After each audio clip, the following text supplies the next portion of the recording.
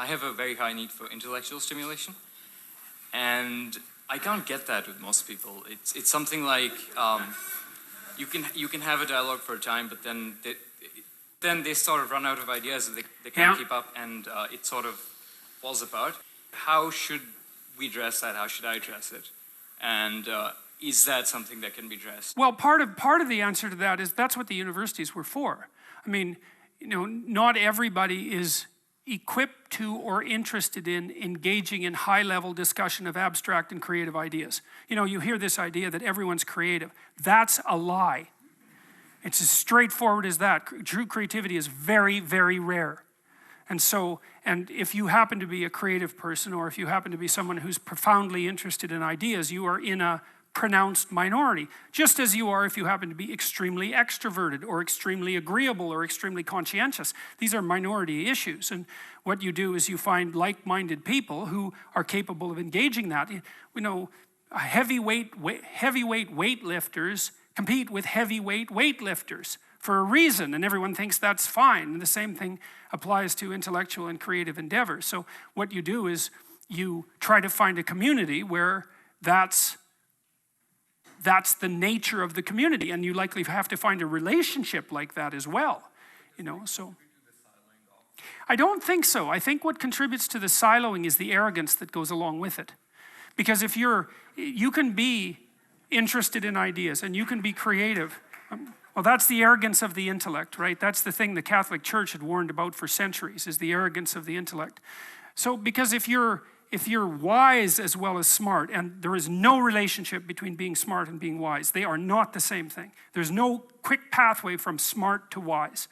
And many of the people who I've known who were very wise well, some of them were intellectually impaired and were still wise, you know. So it's the arrogance that brings up the block. And I see this, for example, happening in the United States in particular, because the last time I went down there, for example, I had friends down there, and some of those friends are very, very smart people. And some of them were talking about the Trump voters. And they were talking about the Trump voters with contempt. And I thought, you better watch that, because that's 50% of the damn population.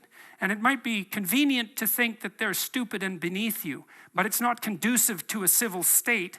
And there's no evidence that it's true, because there isn't a straight line between intelligent and wise.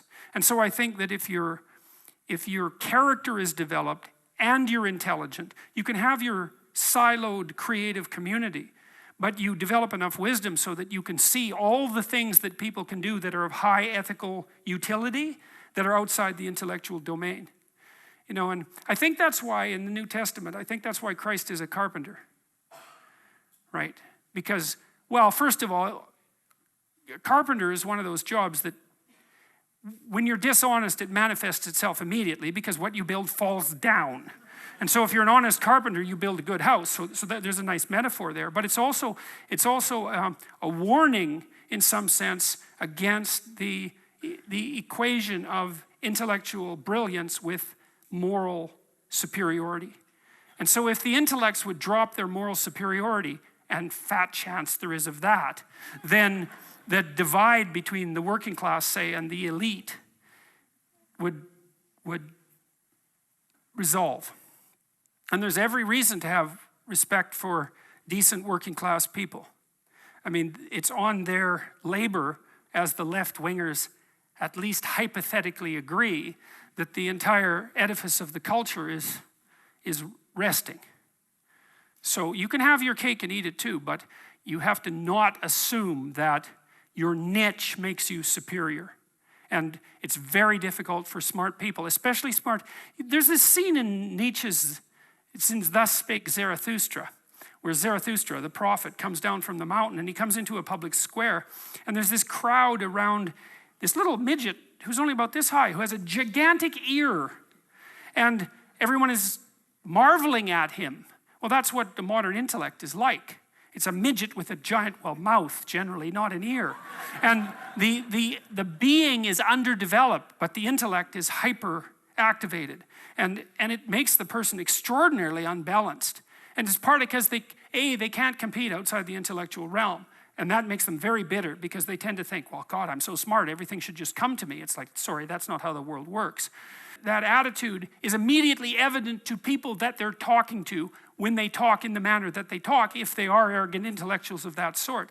You see that in, The Simpsons did a good job of that with Comic Book Guy, right? I mean, he completely useless in every possible dimension with an IQ of about 160. And it's very annoying to people who have an IQ of 160 that they can also be completely useless.